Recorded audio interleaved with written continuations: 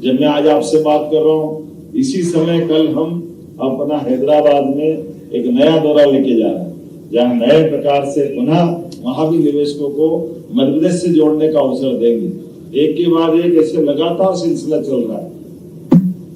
आपने भी महसूस किया होगा, ये वर्ष तो हमारा उद्योग और रोजगार वर्ष ही है। इसीलिए अभी लगातार लगभग पिछले समय में जितने भी हमारे अलग अलग प्रकार के इंडस्ट्री कॉन्क्लेव हुए, समिट हुई, जीआईएस हुई, उन सब के आधार पे लगभग 8 लाख करोड़ के निवेश, और मुझे गर्व है कि 6 लाख करोड़ के निवेश तो हमने जमीन पे उतार दी और 2 लाख के लिए निमंत्रण दे के आए माननीय एचएम साहब को कि आप आइए, आपकी मौजूदगी में हम फिर संकल्प लेंगे कि हमारे 2 लाख करोड़ के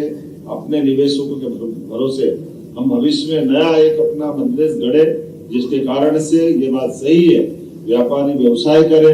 नीडी पर्सन को रोजगार मिले, राज्य की समृद्धि आए, गरीबों की गरीबी दूर हो और यशस्वी प्रधानमंत्री के नेतृत्व में देश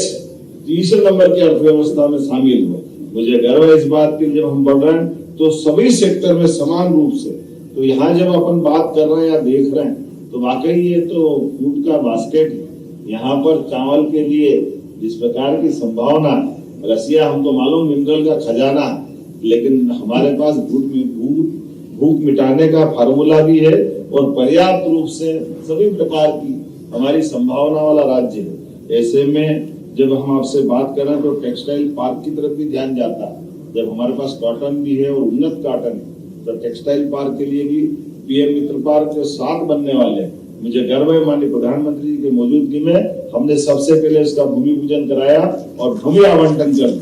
रोजगार परक इन योजनाओं के लिए आपने सुना भी होगा, लाडली बहनों की इस योजनाओं के माध्यम से हम नारी सशक्तिकरण के आधार पर ये टेक्सटाइल